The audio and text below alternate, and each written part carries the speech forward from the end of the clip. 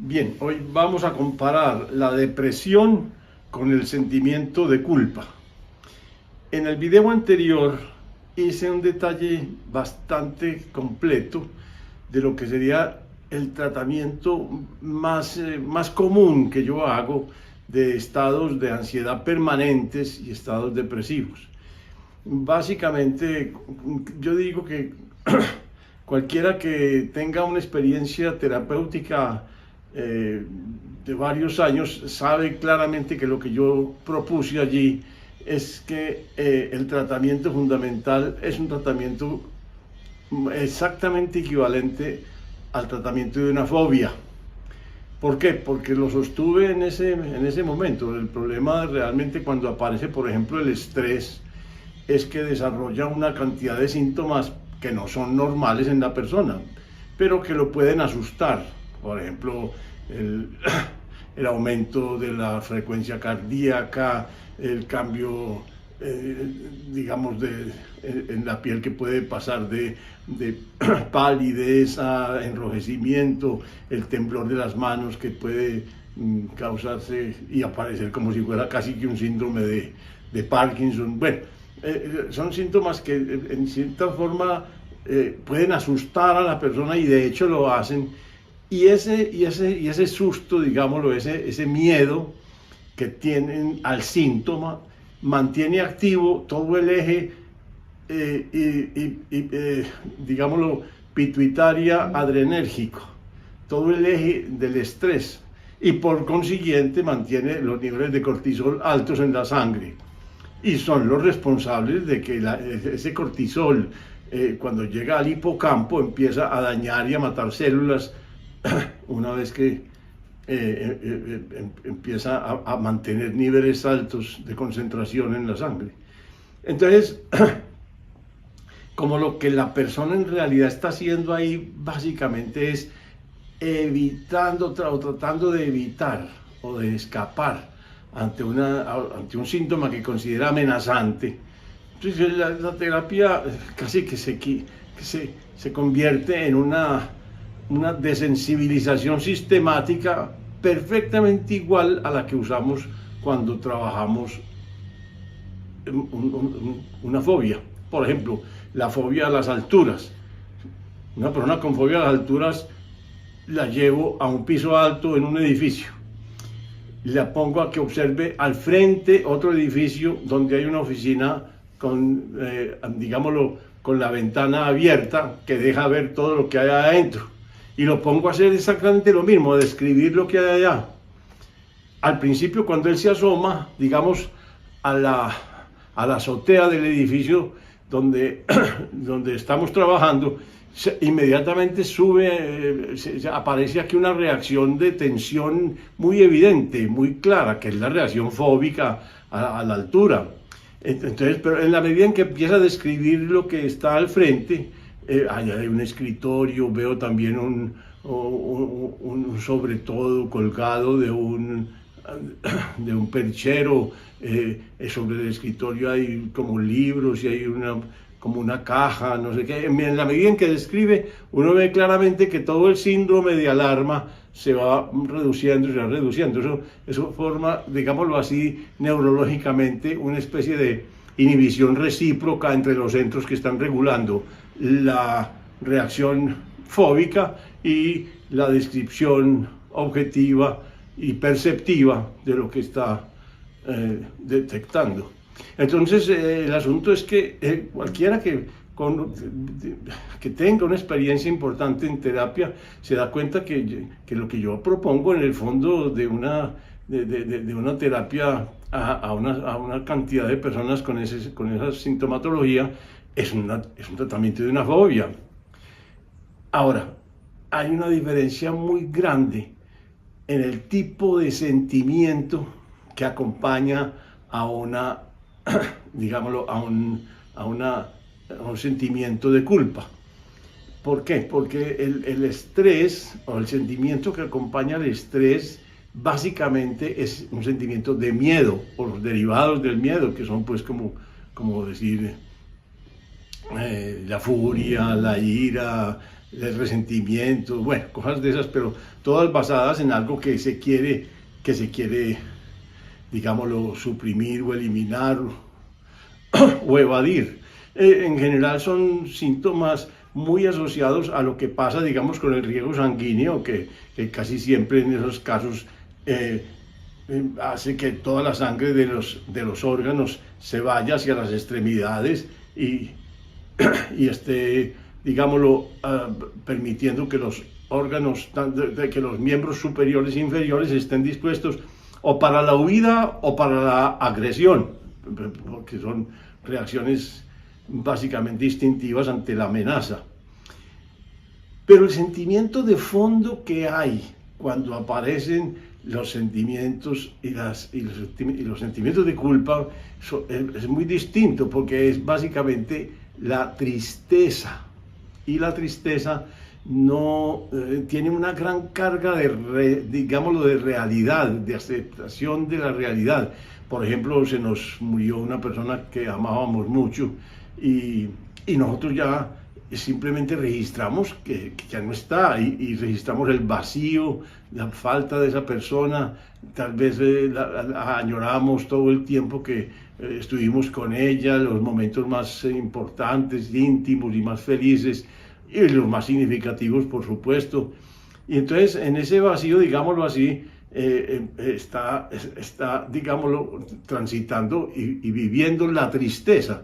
Pero la tristeza no es un sentimiento del cual podamos huir. De hecho, el problema del sentimiento de culpa es que perdura durante años y años sin un nivel de intensidad muy alto, porque como es equivalente a la tristeza, cuando aparece digamos, un flujo o un sentimiento de tristeza, lo normal es que desaparezca fácil.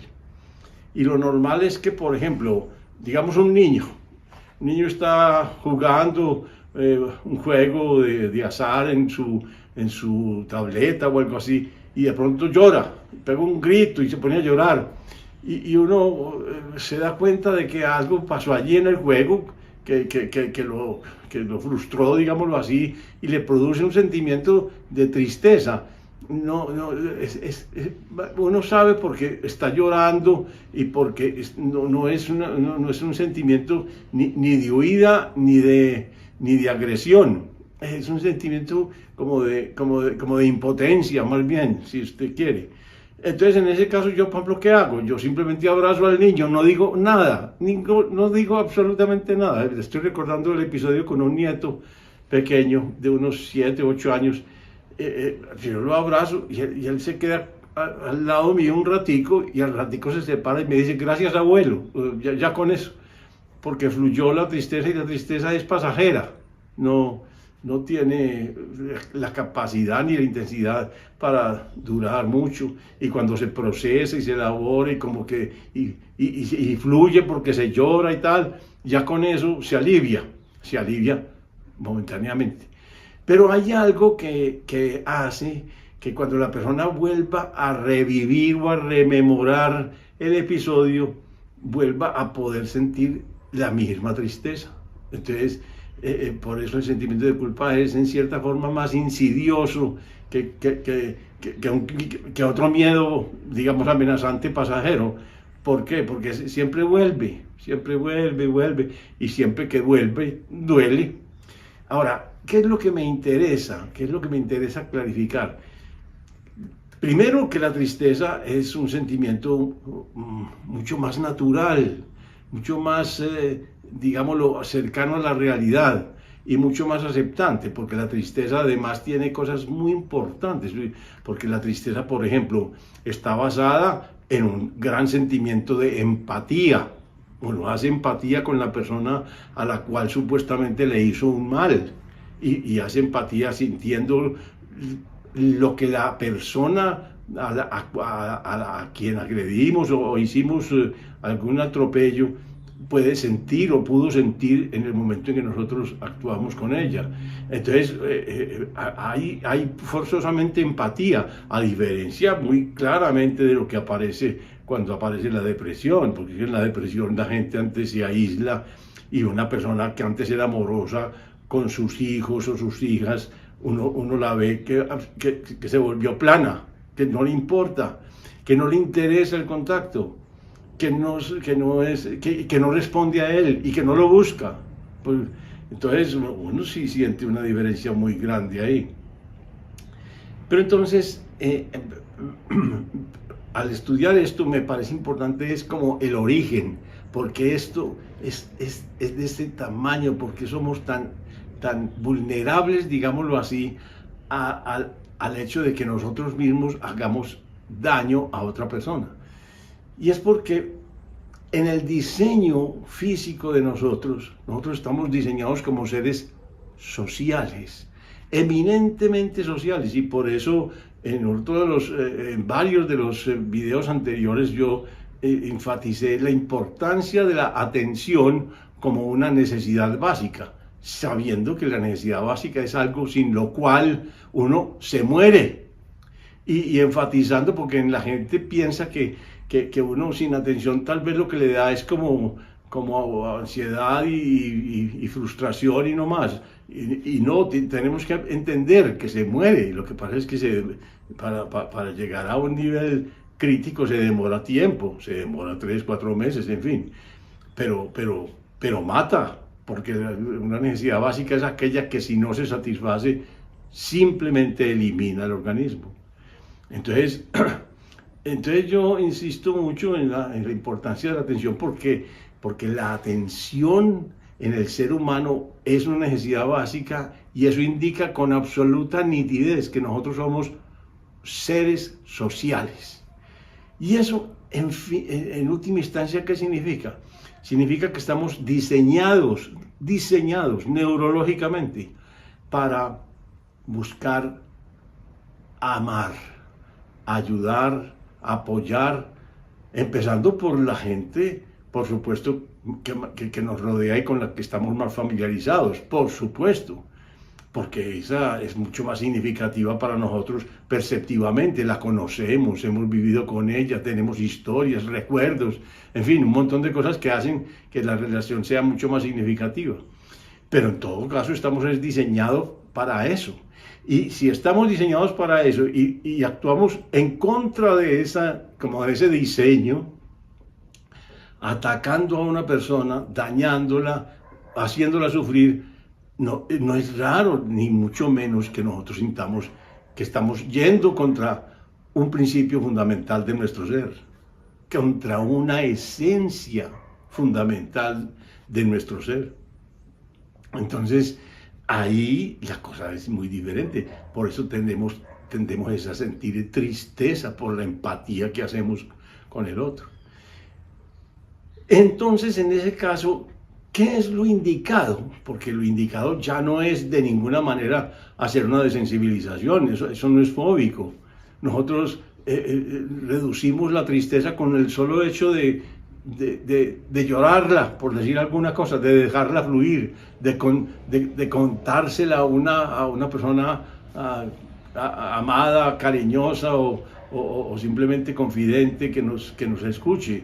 Nosotros con eso ya porque la tristeza es una emoción totalmente natural. Y yo diría que a pesar de lo que significan las lágrimas y tal, no podría ser considerada como una emoción negativa, tipo miedo, tipo ansiedad, tipo agresión, tipo resentimiento. No tiene de ninguna manera la misma química, ni la misma bioquímica, ni el mismo sentido, y sobre todo la misma duración. Es mucho más pasajera, mucho más fácil de diluir. Pero si nosotros quisiéramos y hubiera una reiteración muy grande de unos episodios que nos parece que ya que no son funcionales para la persona, que le están, acosando más allá de lo normal y lo natural y quisiéramos removerla, hay una recomendación muy importante, y es que en casi todos los sentimientos de culpa hay una responsabilización del otro. Es decir, que nosotros de una manera subconsciente o inconsciente no solamente nos culpamos a nosotros, sino que tendemos a culpar al otro de alguna cosa que, digámoslo así, explique o justifique en alguna manera la respuesta que nosotros hicimos y que le causó dolor. Entonces, casi siempre asociado al sentimiento de culpa hay una responsabilización del otro. Entonces, muchos terapistas recomiendan, cuando aparece eso, que la persona concreta haga un acto de perdón al agredido, de que le perdone. Porque si le perdona, entonces cada vez que recuerde y rememore el episodio, recuerda también la sensación de perdón, y con eso inmediatamente, digámoslo así, que supera la tristeza del momento. Y la supera casi que automáticamente porque predomina en su ser la sensación del perdón, del generar perdón. Ahora, yo no lo hago así porque yo, por alguna razón, sobre todo histórica de mi vida, yo no creí nunca que el perdón me ayudara. Yo recuerdo mucho, siendo muy joven, una persona muy cercana a mí, con la cual yo me comparaba en el sentido de que yo veía que ambos, por ejemplo, mentíamos en algunas situaciones. Pero ella iba y se confesaba y se quedaba tranquila. Yo jamás me quedaba tranquilo con el hecho de que me perdonaran. Yo siempre estaba pensando ¿por qué llegué a mentir? ¿Qué fue lo que me llevó a mentir? Entonces yo siempre me detuve en todas las ocasiones en que mentía a examinar cuál era el temor concreto que yo tenía y que no era capaz de superar, que no era capaz de afrontar, hasta que finalmente lo encontraba y resolvía o hacerle frente o controlar que no se me apareciera la circunstancia o en fin, hacer algo, pero concretamente no dejarme vencer por el temor y ser capaz de mantener una actitud honesta y sincera. Entonces yo veía claramente que los amigos míos en general, y este muy en particular, digámoslo, mentía, se confesaba y volvía a mentir. Y esa era la diferencia conmigo, porque yo no volvía a mentir, yo estudiaba con claridad qué era lo que había desencadenado ese mecanismo, lo encontraba y por lo tanto lo superaba. Entonces yo desde muy pequeño yo asumí esta convicción. Cuando uno es culpable de algo, uno no necesita que lo perdonen, o eso por lo menos a mí no me da tranquilidad. A mí me da tranquilidad la luz, la conciencia, el saber qué fue lo que pasó y lo que me llevó allá. Entonces yo, en lugar cuando yo tengo un sentimiento de culpa, yo en lugar de perdonarle al otro, simplemente le ruego a la divinidad que le dé luz, que lo ilumine o la ilumine, que le dé el nivel de conciencia para entender qué fue lo que le pasó en ese momento que de alguna manera provocó mi reacción o ayudó a que esa reacción apareciera. Yo le pido a la divinidad luz, porque creo que solamente eso nos ayuda de verdad. Y con eso, pues, quiero invitarlos a reflexionar sobre las diferencias importantes que trae la comparación entre la depresión y el sentimiento de culpa.